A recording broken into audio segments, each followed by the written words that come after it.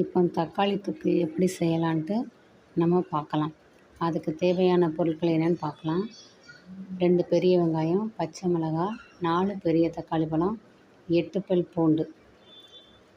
அடுப்பில் கடாய் வச்சு எண்ணெய் காஞ்சிச்சு, கடுகு போட்டாச்சு, வெங்காயம் போட்டாச்சு, 2 பச்சை மிளகாய் கீறி வச்சுருக்கோங்களா, அதையும் நம்ம உள்ளே போட்டுக்கலாம்.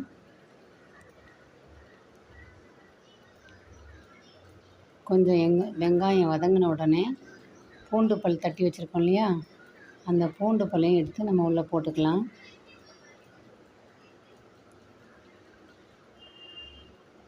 பூண்டோட பச்சை வாசனை போயிடுச்சு. நம்ம நறுக்கி வச்ச 4 தக்காளி பழத்தையும் உள்ளே போட்டுக்கலாம்.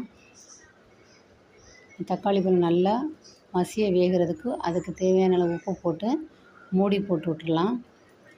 ஒரு 3 நிமிஷம் கழித்து திறந்து பார்த்தா தக்காளி பழம் நல்லா வெந்திருக்கும். அதை நல்லா கரண்டி வச்சு நல்லா மசிச்சு விட்டுக்கலாம்.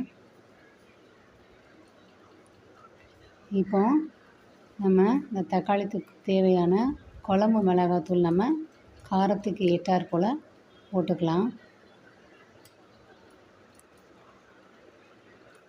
போட்டு அதை நல்லா மிக்ஸ் பண்ணணும்.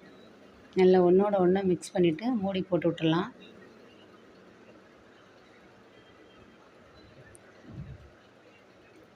இப்போ ஒரு 4 நிமிஷம் கழித்து திறந்து பார்த்துருக்குறேன்.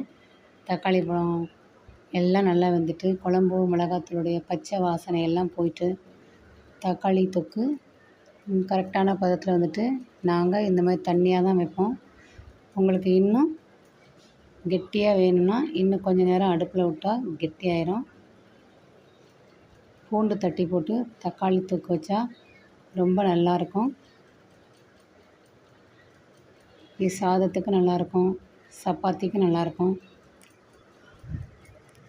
நீங்களும் இதே மாதிரி தக்காளி தொக்கு வச்சு பாருங்கள். நாங்கள் சாதத்துக்கு வச்சுருக்குறோம். வாழைக்காய் பொரியல் வச்சு சாப்பிட்டாலும் நல்லாயிருக்கும். உருளைக்கிழங்கு வச்சு அப்பளம் வச்சு சாப்பிட்டாலும் நல்லாயிருக்கும். நீங்களும் செஞ்சு பாருங்கள்.